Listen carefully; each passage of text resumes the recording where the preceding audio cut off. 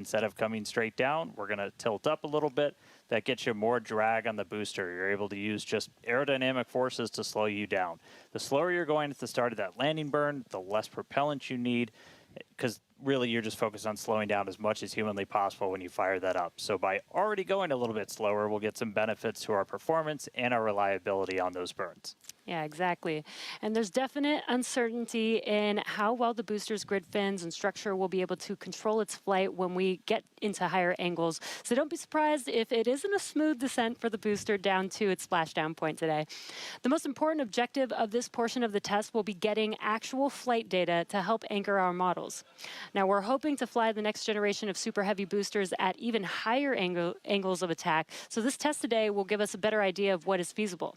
Now, on top of all of this, we're going to see how resilient Super Heavy is to engine failures at the most critical times. Yeah, we're going to intentionally disable one of those 3 center engines and instead use an engine from the middle ring that's kind of right behind it. Those center engines are what we nominally use at the very last part of a landing burn as you're just kind of fine-tuning the booster's path into those waiting chopstick arms. This is going to act as a real-world simulation of a pretty scary situation where engines are not starting at probably the worst possible time, but we're going to do this without risking the pad. And then, at the very end of the landing burn, we're going to cut one more engine off and go down to only those 2 center engines. The burn is going to end while Super Heavy is still several hundred feet above the Gulf, so we expect it to make a pretty hard splashdown today. So, in all, pretty eventful day for the booster. And as many of you may know, water landings are actually uncommon for SpaceX. While other launch providers expend all of their boosters after flight, we land and reuse most of ours. All of these tests are going to help us improve future generations of Super Heavy until we reach its fundamental design, a fully and rapidly reusable and reliable rocket. All right, let's check back in with Chris in Hawthorne. How's it going, Chris? Hey, Jesse, my colleagues here in Hawthorne definitely agree with you. We can't wait to see the Super Heavy perform its second flight and see all of the work from our thousands of engineers and technicians in action today. Now, while this reuse milestone is incredibly important for Starship's development, Super Heavy boosters are not the only vehicles that we reuse here at SpaceX. We're big on reuse, and our Dragon fleet is another example of that reuse. And we actually control those Dragon missions from right here in Hawthorne in the mission control room that we talked about a little bit earlier. For Dragon and our human spaceflight program, this month also marks a big milestone for SpaceX, our 5-year anniversary of human spaceflight. Now, NASA astronauts Bob Behnken and Doug Hurley got us started back on Demo 2, which was notable for being the first time since the retirement of the shuttle program in 2011 that people launched to orbit from U.S. soil. Now, in those 5 years, we have launched 17 human spaceflight missions, 11 for NASA, and 6 commercial missions, including Polaris Dawn, with our first commercial spacewalk in history, and From-2 earlier this year, which became the first human spaceflight mission ever to explore Earth's polar regions. We've flown a total of 66 crew in those 5 years, and we are expecting that number to grow significantly in the coming years. Now, most recently on our From-2 mission, the crew offered unique glimpses into the orbital spaceflight experience. And this was honestly just so cool to see. Thank you to our Starlink teams for making everything with the From-2 crew shared possible. This honestly made me feel like I was right there with them in Dragon. They were living, they were working, they were relaxing, they were doing their experiments while also having fun. Basically, just being people and inviting us along for the ride. And that was really meaningful. Being invited up there really showed how these are just the early days on the road to making life multiplanetary. And the vehicle that's going to make all of that happen is Starship. And Dan and Jesse, I don't know about you, but that is definitely a future I have wanted since I was a little kid, and I cannot wait to see us make it a reality. Yeah, right there with you, Chris. It's the fact that we're getting close to that being reality, that the vehicle that's going to go is sitting on the pad right there. Like, that's endlessly exciting. All of that's going to include sending humans, all of the infrastructure for a permanent presence on Mars. And we're looking ahead to sending the very first Starships to Mars as early as next year. Yeah, this will help prove that we can actually get to Mars with a focus on learning as much as possible while demonstrating what will be needed for Mars transit and landing. But before we can make life multiplanetary, we have to build the starships that will make this all possible. That's right. And that's happening right here, Starbase, Texas, the gateway to Mars. This is where we're soon going to be launching up to 25 Starship launches per year from here at Starbase. And the place is changing every single day. We've grown quite a bit just in the last couple of years. There's a couple hundred employees, their families living amongst actual rockets. We're in the process of expanding production and integration. We've got a target of 1,000 Starships a year we're going to try to hit. And recently, we did become a city of our own. We're the first city in Cameron County in 30 years. And that's just going to help us scale more quickly, try to build out the best community possible for all the people that are building the future of humanity's place in space. Starbase, pretty easily one of the most inspiring, exciting, unique places to live and work on the planet. As usual, shameless plug, we're always hiring. Come help us build the gateway to Mars. Visit spacex.com/careers. You can see all of our openings. And this is my first time in Starbase, and Dan, the Star Factory is a manufacturing engineer's dream. To be able to build a factory like this at such a large scale with such a large scale vehicle is so wild to me. And though I'm just visiting, Chris is hanging out right where I call home base. So let's check back in with Chris in Hawthorne.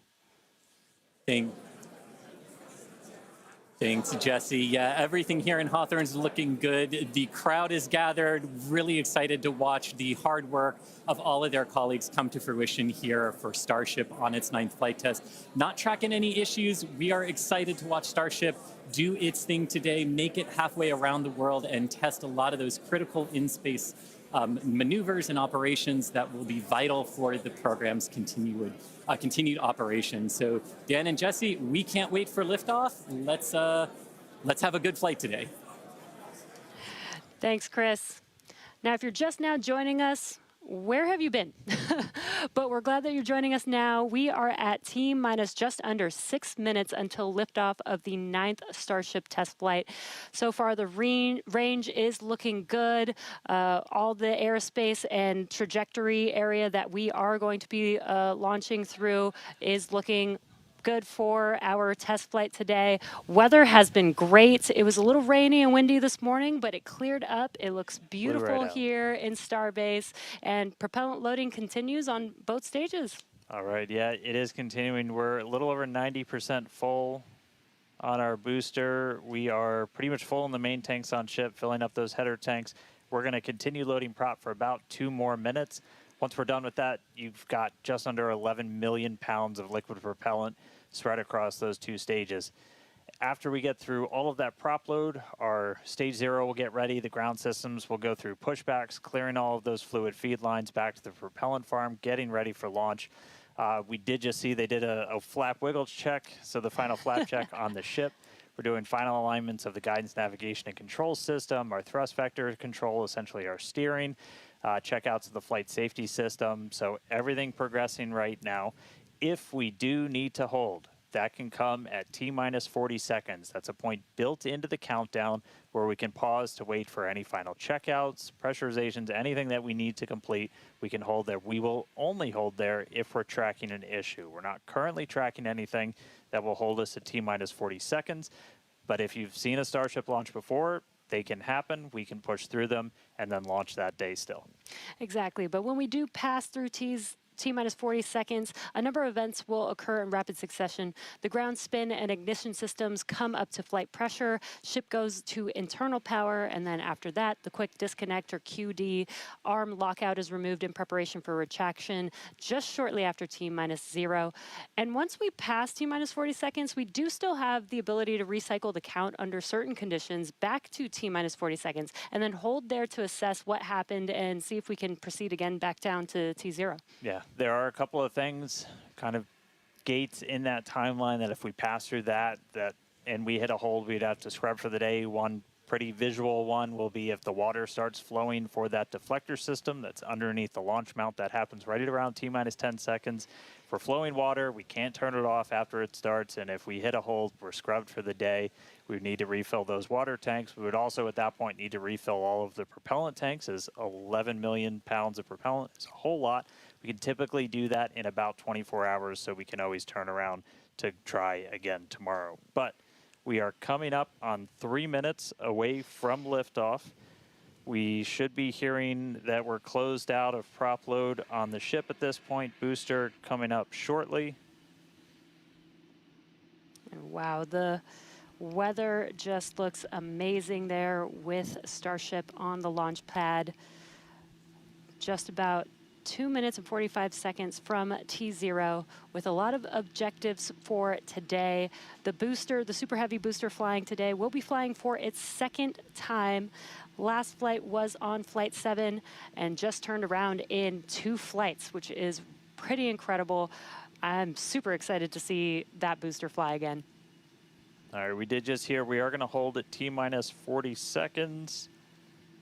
So we'll pass along some more information once we hear that reason. But again, that's not the end of the day. We can hold at T-minus 40 seconds for quite a few minutes. We eventually have to start looking at our temperature of all of our propellant on board. That's usually what drives us to, if we've held too long, we have to stand down for the day. So we are expecting a hold at T-minus 40 seconds. Sounds like we're going to be doing some additional checkouts on the booster Raptor while we're at that T-minus 40 second mark. So we will expect to see the clock pause at T-minus 40. And then again, we've got a couple of minutes. They can work through the issues. If we're able to clear them, we can still launch today. If it's something that we can't, we can always stand down, turn around, recycle, fly again tomorrow. Again, that's really important. This is what terminal count is exactly for, is to be checking the vehicle, monitoring the vehicle systems as it makes its way down to T0. And again, this gives us the ability to catch anything and be able to hold, as Dan has been saying, and recycle if we need to, or pause so that we can work through those issues and see if it's something that we need to stand down for. And as Dan mentioned, we will be holding at T-minus 40 seconds, so in about 20 seconds from now. Yeah, so we'll hold there, and they'll work through these final checkouts on, sounds like just one of those Raptors on the first stage on Super Heavy, which, as you said, we're reflying it for the first time. 29 of those 33 engines have already been used in a launch, one of which has already launched Twice, and twice, we'll go for and its is getting ready for its third All right, time. and you just heard our flight director for the day, Joe Sliker. He just shared that we are going to hold at this T-minus 40 second mark. Keep an eye on one of those Raptor engines on booster.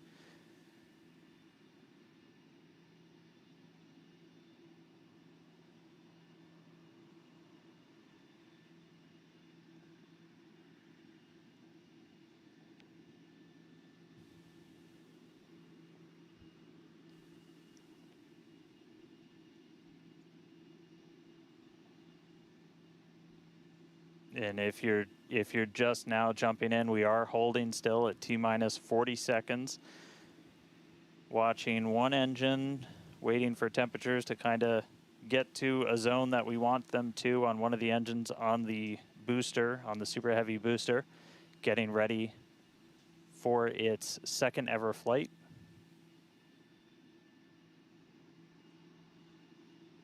We'll just continue to hold. Again, we can hang out here for several minutes. We held for a while on the first attempt last time and then cleared it, and then we triggered a different issue on the ground side. But again, this is exactly what it's for. This gives us the best chances at success. And the clock is rolling. There we go. All right. T-minus 30. Let's listen in. Watch that first flight proven Super Heavy. Get ready to take off from Starbase.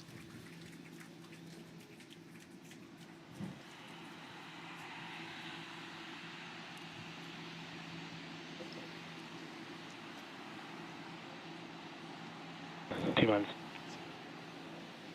Count 1. Hit hold.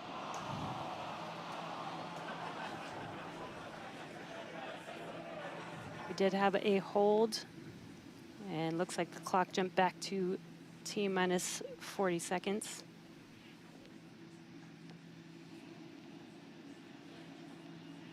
All right, so yep, we jumped out. I did not see the deflector go off. So hopefully we were right at around that T-minus 10-second mark. And if we were before that T-minus 10-second mark, we do have the ability to recycle, as we mentioned earlier, back to T-minus 40 seconds. So it looked like this time it was a ground side issue. We're taking a look at this real quick. So again, we're back at T-minus 40. We're gonna hold for a little bit. We are still not scrubbed for the day. Give them a couple of minutes to work through this. Again, we can hang out at T-minus 40 for several minutes. Eventually, we start looking at your bulk temperatures and all of your propellant on board the vehicle. We're not actively replenishing the propellant on board Super Heavy and Starship, and so you don't have essentially forever to hang out before things start to warm up, and you do want to make sure your temperature's in a really stable range for a healthy startup on Raptor engines. So they're going to work through this issue. We can continue to hold here for a couple of minutes. What's launch without a little extra added excitement?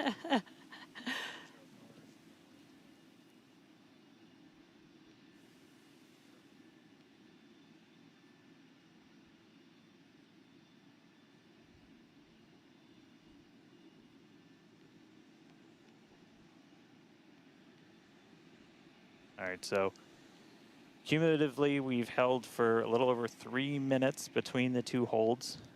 Again, this is a ground side issue on our tower. The techs are looking through the data right now to see if it's something that we can either work through or if it would cause us to have to stand down. So we're continuing to hang out with them, holding at T-minus 40.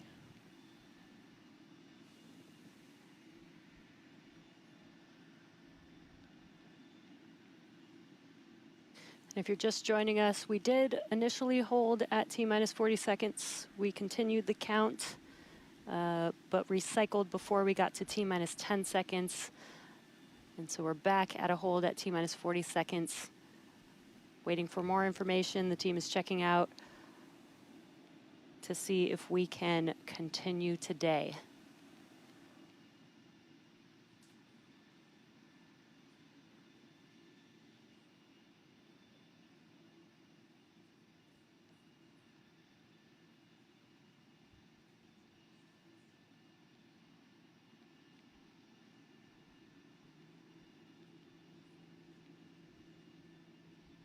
And we're continuing to hold here at T-minus 40 seconds. We've been holding for just about 5 minutes now as the teams evaluate if we can continue to T0 for Flight 9.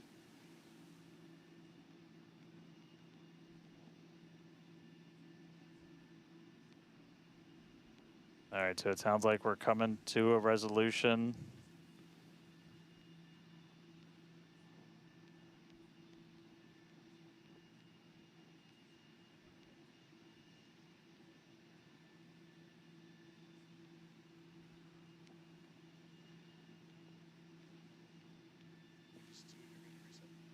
All right, so we are getting to a resolution. We're going to reset everything.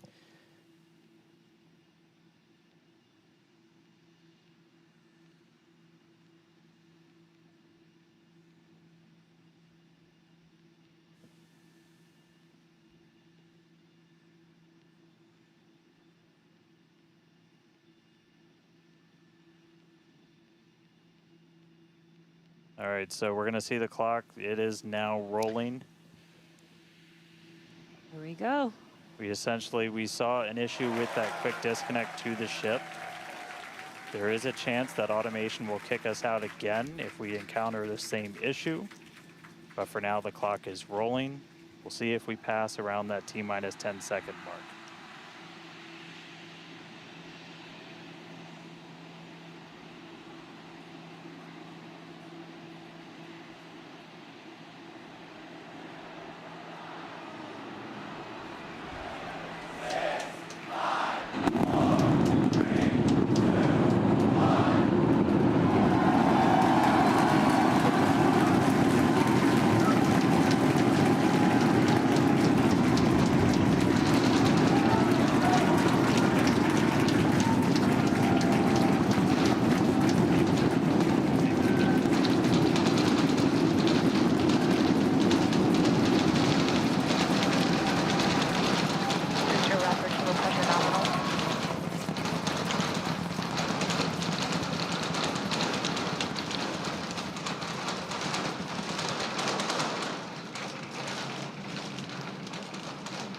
T plus Booster and 40 ship, seconds. avionic It's power, one telemetry hell of a nominal. sight from here. We see it arcing right over top of us. We see 33 out of 33 Raptor engines lit on Super Heavy as it starts to ascend skyward.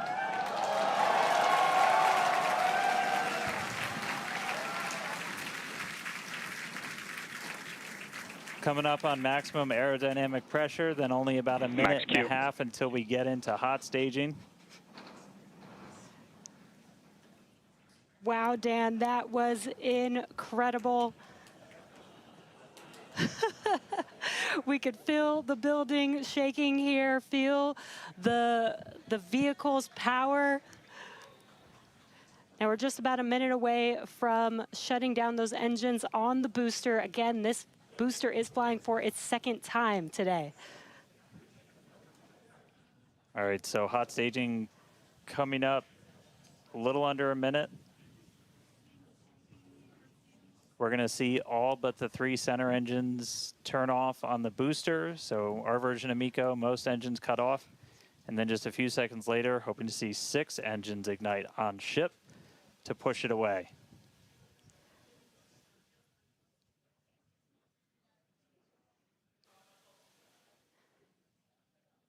All right, hot staging, about 30 seconds.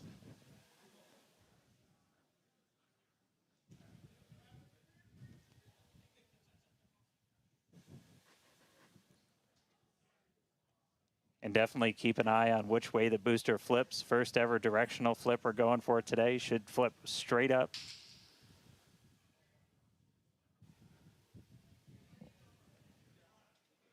See those engines powering down? Booster engine cutoff. Ship ignition. Stage separation. Incredible flip by Super Heavy booster, and you can see those 6 engines, those 3 engines on the ship ignited. 6 healthy Raptors running on ship, on its way to space. Peek that engine view, booster doing the boost back. Chris, how's it looking over there in Hawthorne, man? It is looking chamber pressure is nominal. It is looking absolutely incredible here in Hawthorne. As we said, 6 healthy engines on ship. We've got 13 out of 13 engines on the booster. Now down to those 3, which is what we expect in the final moments of the boost back burn. Now, as a reminder, we are not recovering the Super Heavy booster today. We are instead going to do some... Boost back, shut down. And there we had a good shutdown of the boost back burn. Next up will be the jettison of that hot stage Ship ring. avionics, power and telemetry nominal. Great call out there that everything looking nominal aboard the Super Heavy vehicle, which is returning to Earth, and we're going to be doing some experiments with it, including a higher angle of attack re-entry, as well as some engine tests as it gets closer to the Gulf. We are, again, because of these tests not recovering it, we are sending it to the Gulf on purpose to do those tests. But again, you see the booster on the left-hand side of your screen. You see ship with 6 healthy engines continuing its ascent to its planned suborbital trajectory. Everything going very well so far for Starship's 9th flight. Now 4 minutes, 15 seconds in. Great views from inside of the aft engine area of ship there, looking at those 3 sea level and 3 Raptor engines on the right-hand side of your screen. The booster doing its LOX dump, that liquid oxygen dump. So because we don't need some of that liquid oxygen propellant in its tanks, we vent that propellant out to lessen the booster's mass as it comes in for its landing. Just absolutely gorgeous views watching these 2 vehicles do their respective things in the skies over Texas here today. And Dan, we're approaching the 5-minute mark into the flight. Super Heavy is descending rapidly. What can we expect here in the next few minutes as it does its atmospheric tests? Yeah, now as we had talked about, Super Heavy might not have a very smooth ride down. We're going to be putting it through this higher angle of attack. So we're kind of pitching it up a tiny bit, increasing drag. We've done this in wind tunnels. We've done this in computer modeling. It shows that sometimes the control isn't great, but only one way to really prove it out, and that's to get real-world data. So here comes Super Heavy. It should be igniting for its landing burn in just about 40 seconds from now. And we are going to relight 13 engines, then bring that down to 3 engines. As we talked about earlier, we will be intentionally Booster shutting FPS down. saved. We will be shutting down one of those 3 center engines intentionally to push the limits of the Super Heavy booster. Ship Raptor, chamber pressure is nominal. And continuing to see 6 healthy engines on the ship, 3 sea level and 3 vacuum engines still ignited as the Super Heavy booster is making its way back down to Earth. We can see those grid fins doing some heavy work. Booster landing startup. Ignited for our landing burn.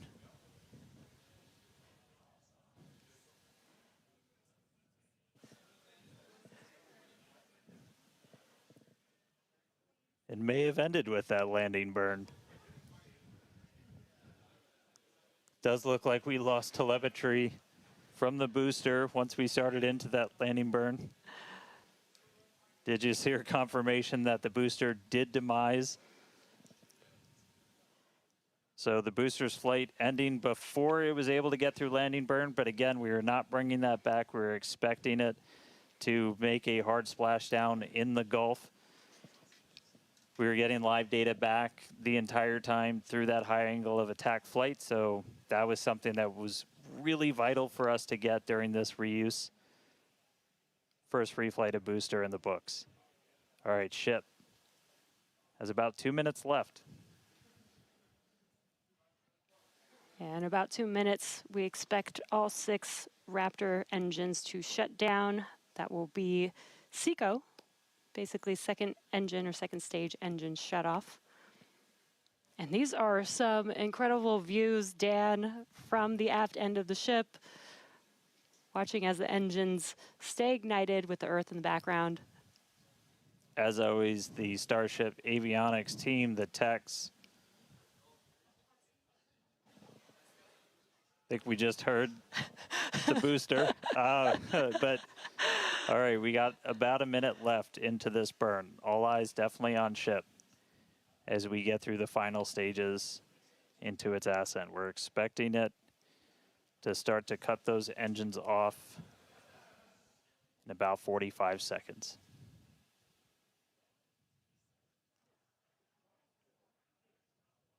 Terminal guidance.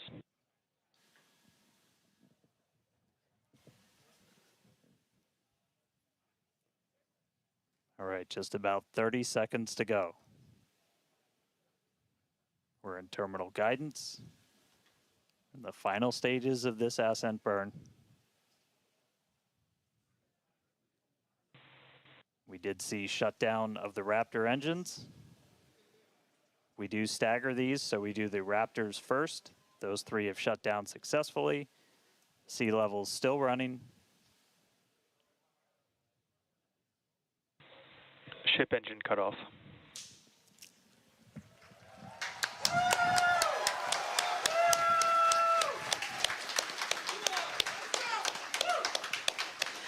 Ship engine Nominal cut off, insertion. the 3 most beautiful words in the English language. And great call out that we had nominal insertion.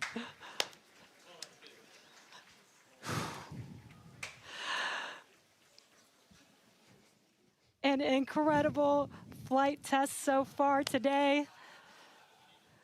We reflew a Super Heavy booster for the very first time in 9 test flights. Ship is in its orbital trajectory. Again, it's going to remain suborbital for its mission today. But it ignited Ship FPS is saved. It ignited all 6 of its engines and made it all the way through SECO just now.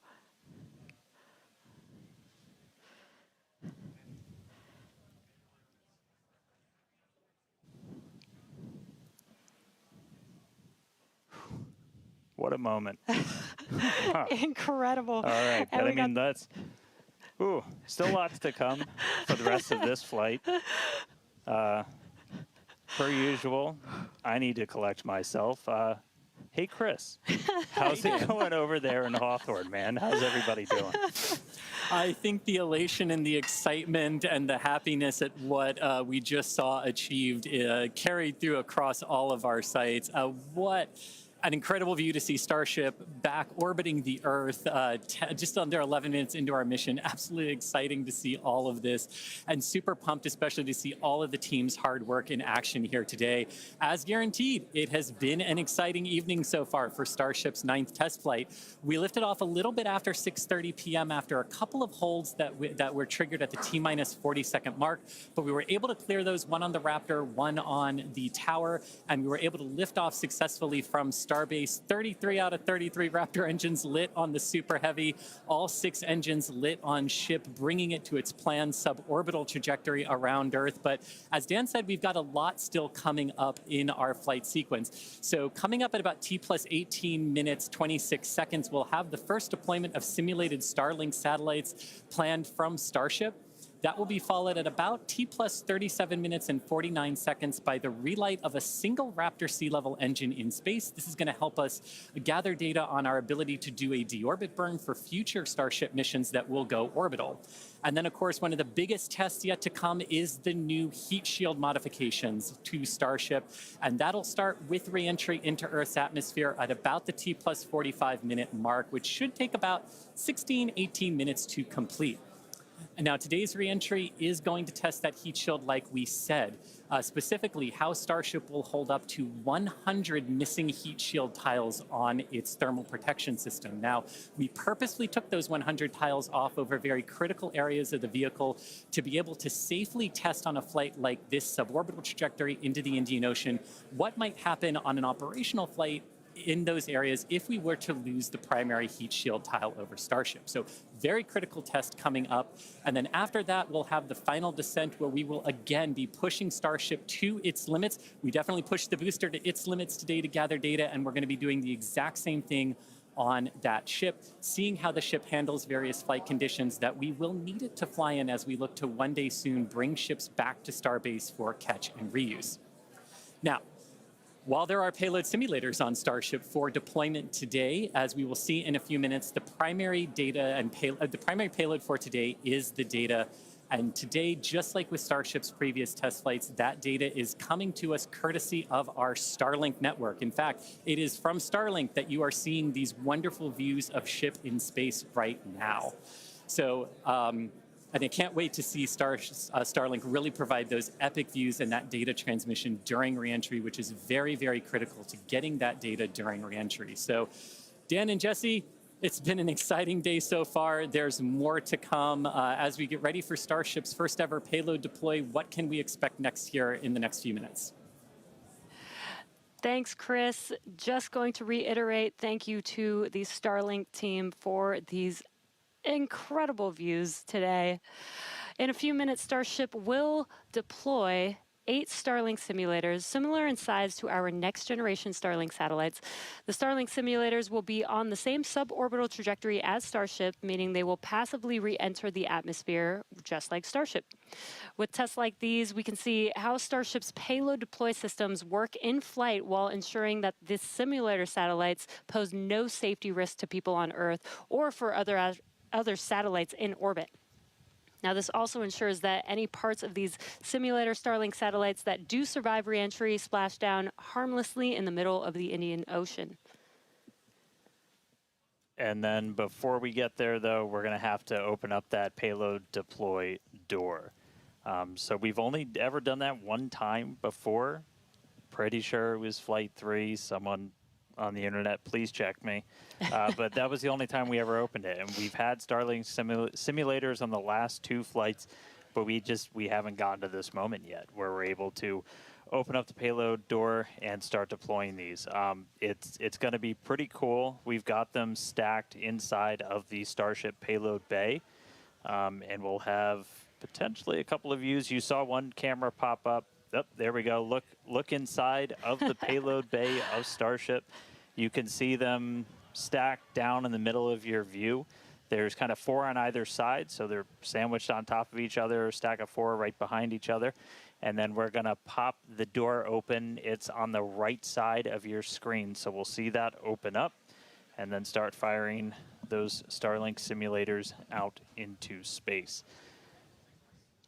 We are expecting the payload door to open in a little over a minute from now. And then once that payload door is open, about a couple minutes later is when we will start dispensing those Starlink similars. That's What a a view great right view. at the bottom of the stack. So should be able to see them kind of firing out from right there. So really cool. And eventually these are going to carry dozens of the next generation of Starlink satellite into space, and those are going to enable some truly insane things in terms of speeds from space and what we're able to do. Starlink's been really great for Starship, obviously. Getting live video back is really cool, but just the amount of high-speed telemetry, everything we're able to get back is insane. And for a development program, that's kind of everything. We're in excess of 130 or 160. My numbers are fuzzy right now, just like my brain is. But well in excess of 100 megabits per second of downlink. And a lot of that gets eaten up by video. We've got dozens of cameras across Starship. We added several more. For this flight, you saw a couple of those as we have essentially 360 degrees. Oop. Open the pod bay door, Hal.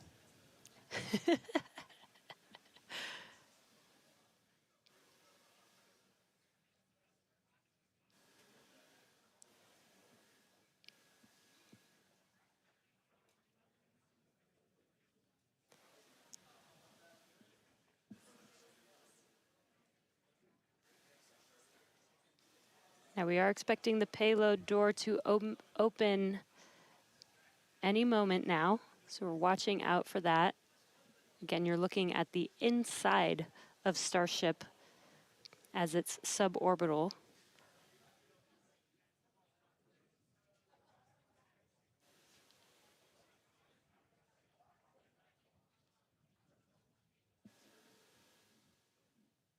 Well, we heard the door open was in progress.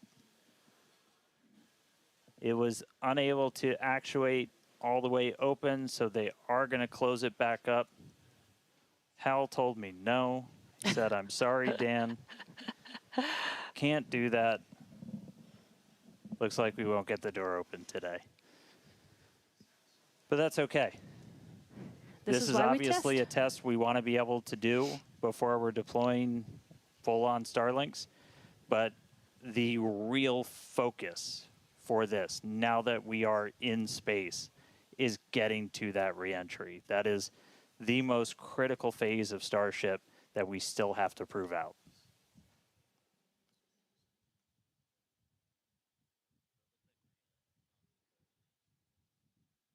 All right, well, so it does look like we're not going to be able to deploy Starlinks today, but we should have pretty frequent views from Starship. They might cut in and out every once in a while, but should be pretty regular. We are in darkness right now, so might be a lot of black, but the cool part is when we get to reentry, it's going to be daytime. Yes, and we did that on purpose so that we can get some live daytime views as ship is returning back to Earth. All right, so we are going to take a break. Enjoy these views as we get them. Enjoy the tunes. We'll be back in a couple of minutes when we get ready to relight one of those Raptor engines on orbit. See you soon.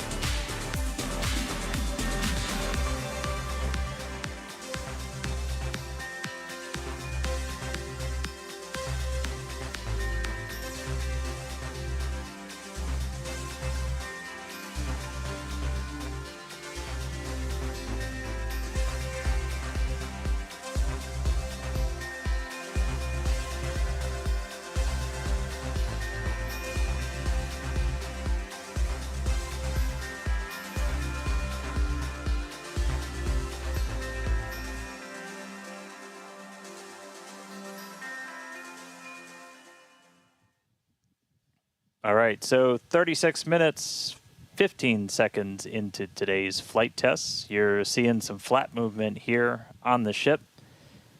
If you've been following along, we have essentially lost attitude control on the ship at this point. It is suborbital, so it's still headed to the exact same trajectory as before. We were not able to get that payload door open and deploy those nose cones. We've been dealing with some leaks on the ship. This is also what led to that loss of attitude control. So at this point, we are kind of in a spin, and we are also going to be skipping that Raptor relight. If you've followed through the history of Starship, something similar happened, different cause, but same symptom back on Flight 3, where we weren't able to maintain attitude control in orbit. And so we're going to skip the relight of that Raptor engine while we're in space. We are going to still proceed with entry, but as we are not able to control the attitude of the ship, as we get into entry, it will enter in whatever orientation it is in at the time, which does not bode well for the ship's heat shield, as we're not going to be essentially aligned the way that we want to do for reentry. So it is definitely coming down. It is definitely heading to the Indian Ocean, but our chances of making it all the way down are pretty slim. So we'll still get as much data as we can. We're still getting live telemetry, live views from Starlink the entire time, and we'll continue to stick with ship as it continues on. We are about 10 minutes away or so until we start getting into entry, and the light will start to pick up as we cross the Indian Ocean, and we'll start to see a little bit more daylight, and we'll, as always, as long as we maintain that comm link, get some plasma on the way in and start to bring the Starship back through the Earth's atmosphere. So that coming up in about 10 minutes or so. So we'll check back in with everybody in a little bit.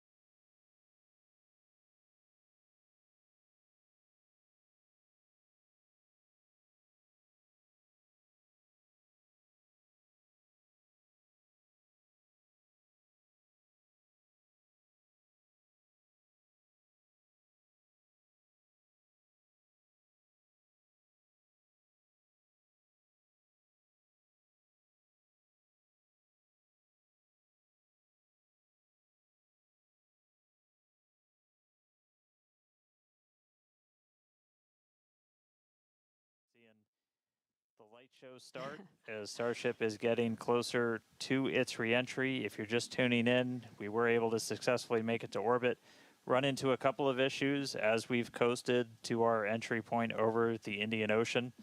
At this point, we had lost attitude control of the ship and entered into a spin.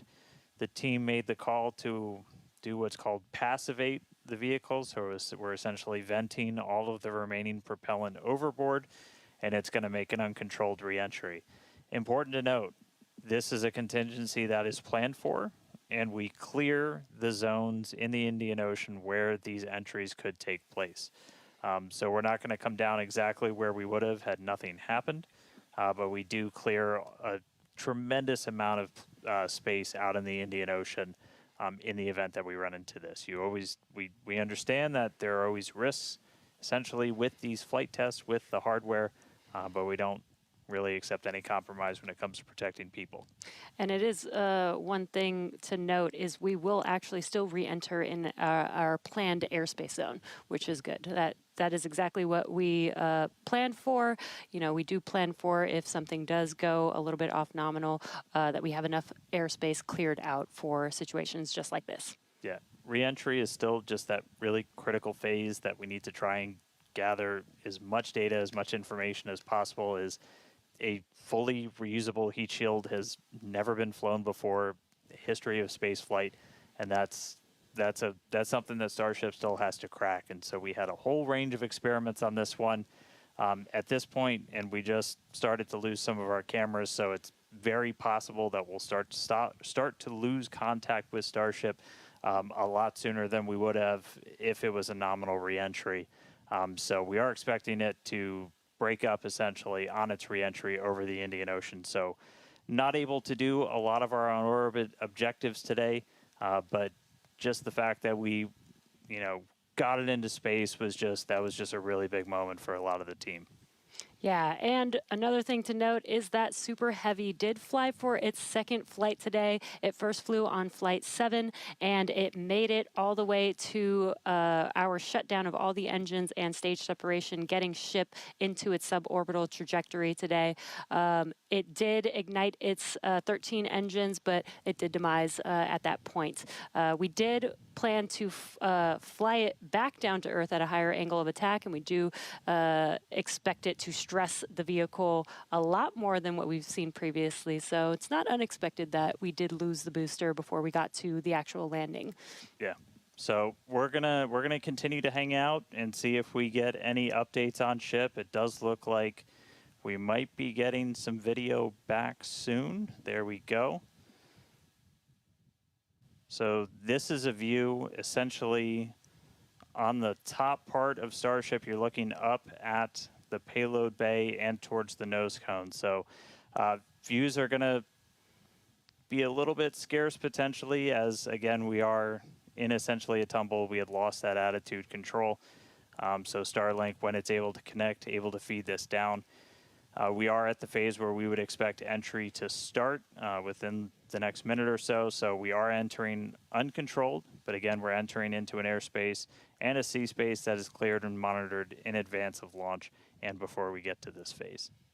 And with the views that we are able to see, you are seeing a lot of that plasma build up.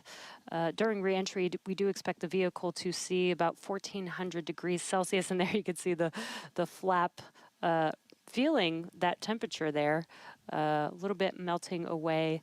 But as we expected with the spinning of the vehicle, we are no longer controlling the attitude of the vehicle. So this is now, at this point in the test flight, it is expected to see it begin to demise a little bit on its way back down to Earth. Yeah, and so we'll stick with it for as long as we're kind of getting any reach back from the ship as it starts to make this reentry. But yeah, so it's re-entering actively right now. And again, we did do what's called passivation. So you essentially vent all of your excess propellant overboard before you hit the atmosphere. That's a safety measure we can take on the ship while you still have contact with it. So that was done. It's now coming down in the predetermined hazard area that was cleared ahead of flight. Not controlled, so we're not going to get all of that reentry data that we're still really looking forward to. This is kind of a new generation of ship. It has different flaps, improved heat shield, a whole lot of things that we're really trying to really put through the ringer, as there's a whole lot we still need to learn before we get to kind of the next step that we're hoping for, which is going to be that ship going orbital and eventually coming back here for a catch. So getting through one of these fully is going to be really important. It's not going to be today, but we are just going to stick with the ship, see what else we can learn as it makes its way through the atmosphere and brings an end to the 9th flight test. So we'll stick with it.